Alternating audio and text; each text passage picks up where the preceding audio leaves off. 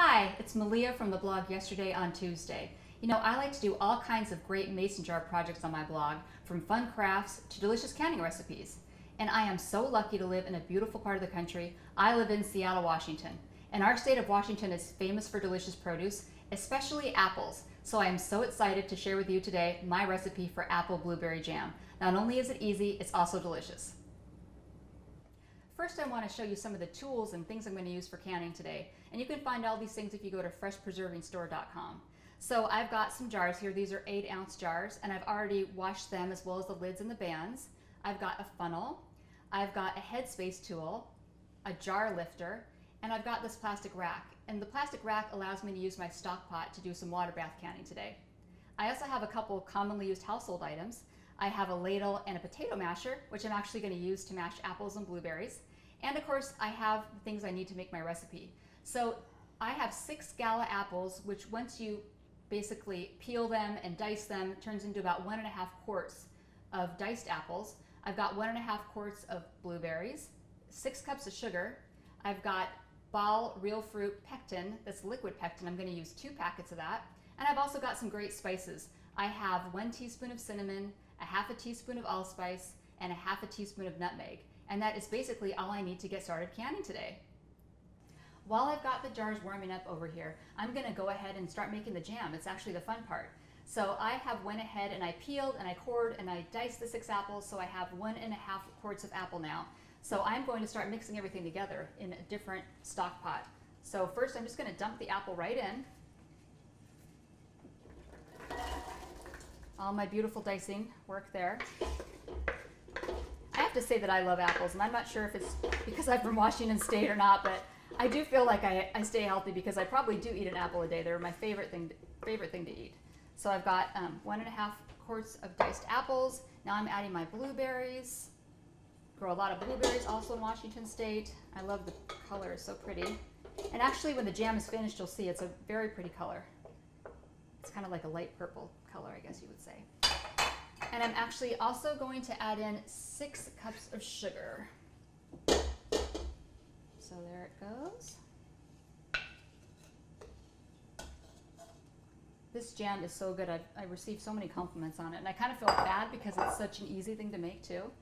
And then finally I'm going to add my spices. So as you remember, I have a teaspoon of cinnamon I'm going to add in, and 1/2 teaspoon of allspice and nutmeg. So I'm going to actually turn the heat on and bring this to a boil using medium-high heat. And basically what I'm trying to do is get the sugar to dissolve, which is an easy thing to do, but you do have to just kind of stand here and keep stirring it.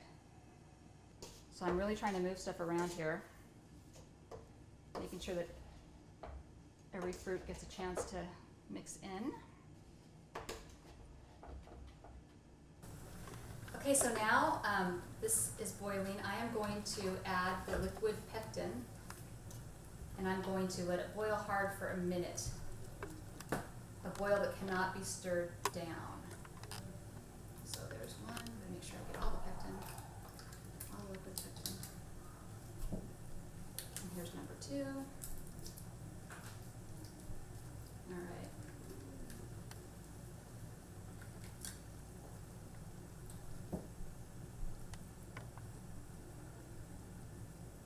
I'm going to let it come to a hard boil now. So at this point, I am using a potato masher to break up some of the pieces of fruit a little bit. I definitely want pieces of fruit in my jam, but I don't want huge pieces of fruit. So I'm using a potato masher. Now, if you had a food mill would work great for this actually. So I'm just trying to mash down some of those pieces so it's not quite as chunky, just a little bit chunky.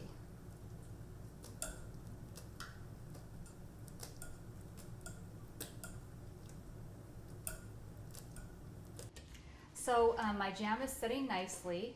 I still have some chunks going, but not as chunky as it was, thanks to my potato masher. And now I'm stirring it, and I'm actually ready to actually do the exciting part. I'm going to put it in the jars. So this is a lot of fun. This is the part that feels very gratifying because I can see that everything's going to work out great. So I'm just stirring it up a little bit. Now I've had my jars in this warm, hottish, simmering water for a while now to bring the temperature up, because you wouldn't want to put the hot jam into a cold jar. And I should also mention, you also want to put, when you're filling the jars, you want to put them on something like a towel, like a dish towel. You don't want to put them on a cold counter. So just to be really aware of things like that. So I'm just stirring it up, but I'm ready to roll with this. I'm super excited, so I'm going to turn the heat off here. And I'm going to move it a little bit closer, I think. Move it a little bit closer to where I've been keeping the jars warm. I'm just going to pick this up here. So these jars should be nice and warm by now. Got my trusty ladle. So here's the jar lifter, one of the greatest inventions ever, I think, because I would not want to have to get these jars out. That would not be good. So I'm just putting it around the jar. I had water in the jar. I'm going to take it out. There's one. Now I do about 3 at a time in here.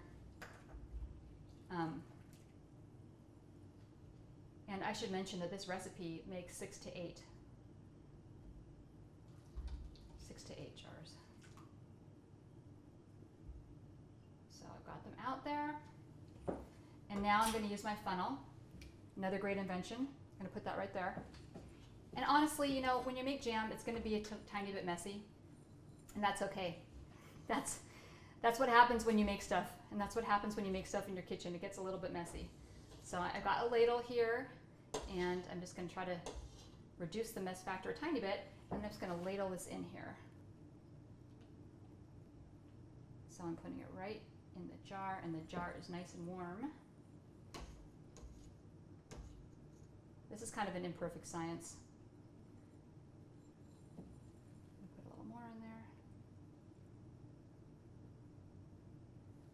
And maybe just a tiny bit more.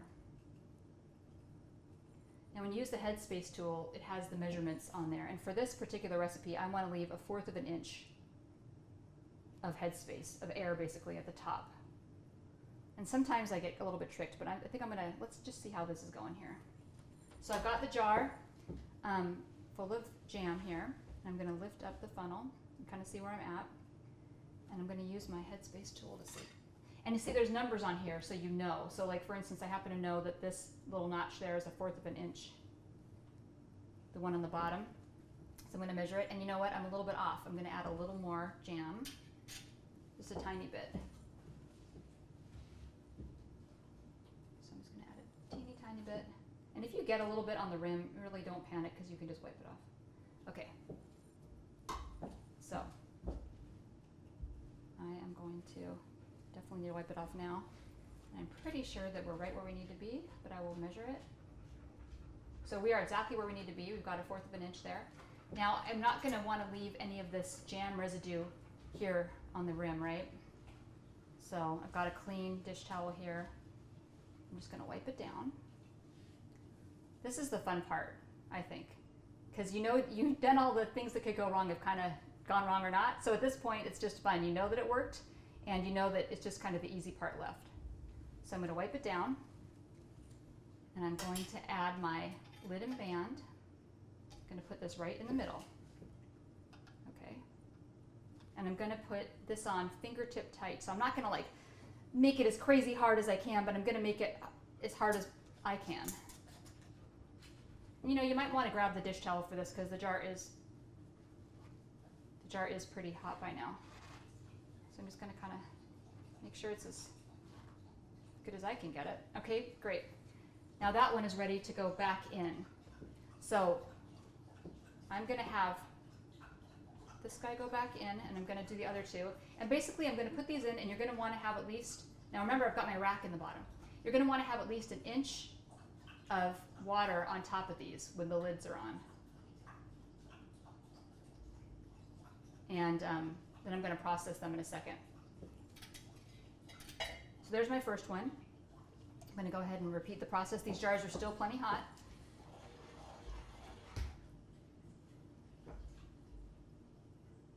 Here I go.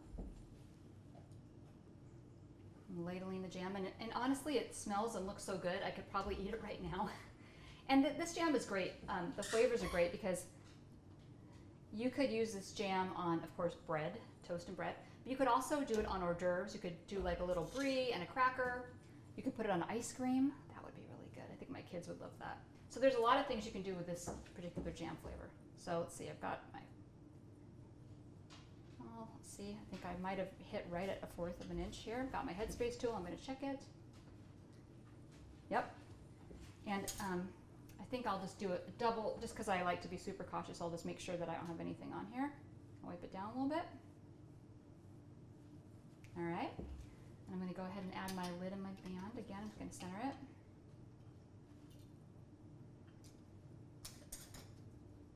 Okay. Make it fingertip tight. All right. Use my jar lifter to put it right back in.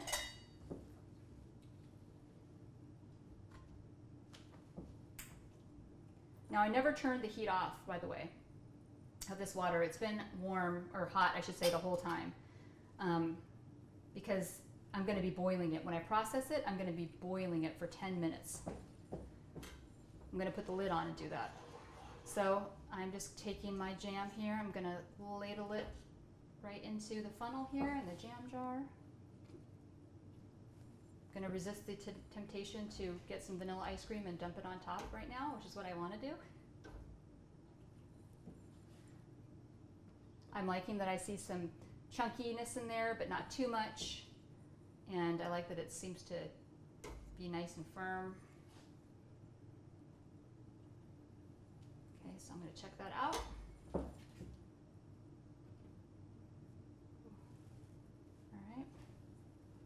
Might need a little more. Yep, I need a little tiny bit more. Thank goodness for that headspace tool, because that's kind of, I don't know what people did before that. Because you wouldn't want to use a regular ruler, right? I guess you could if you had to, but it's nice that they have that. Kind of takes the guesswork out of it. I'm going to put just a little tiny bit more. A little dab in there.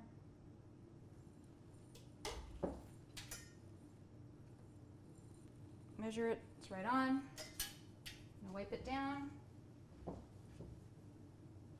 And I'm only gonna process 3 jars at a time, I think. I might be able to fit one more in there, but I think I'll just do 3 at a time. I'm just gonna kind of wipe the rim down here, make sure there's no residue in there. Grabbing my lid and my band, centering the lid, putting the band on. Okay, now this is very exciting. Got 3 good jars of jam here. I'm going to put this last guy in. And remember, you want to have 1 inch of water above, at least 1 inch of water. And you're going to want to process this, which is I'm going to bring it to a boil and leave it on a boil for 10 minutes. And I'm going to put the lid on for that too. So the next thing I'm doing is just bringing the temperature up and letting the water, which is already pretty hot, reach boiling, which I think is going to happen pretty fast. I've got my water boiling. I'm going to put the lid on, and I'm going to let these guys process, also known as boiling right now, for 10 minutes. So 10 minutes boiling in there with the lid on, and then we're going to have jam. Okay, so the jars have been in here for 5 minutes with the heat turned off. And basically, I'm just letting the temperature kind of get regulated. And so now I'm going to pull them out. I'm going to use my handy jar lifter for that. And I'm going to put them on this dish towel. And I wouldn't want to put them directly on the counter because the temperature difference would be too much. So they're just going to go right here. And I'm going to actually leave these guys alone. I'm going to kind of dry them off a little bit. But I'm actually going to leave these jars alone for 12 to 24 hours. And that actually gives the jam in the jar a chance to kind of match the temperature in the room, because they're pretty hot and they will remain pretty hot for a while. So the next step's an easy one. They're just going to sit there for 12 to 24 hours. And that's how you make apple blueberry jam. As you can see, I put a little dab of jam on some brie, on a cracker. It makes for a great hors d'oeuvre. I hope you'll visit me at my blog, which is yesterdayontuesday.com. And if you're looking for more information on canning, great tips and techniques, be sure to go to freshpreserving.com. And here's the best news. When you do make all those wonderful canning creations, you can share them. You just want to use @ball canning, and then that tags ball canning, and you can do that on Twitter, Facebook, Pinterest, Instagram, everywhere. And you can show off all your great recipes and creations.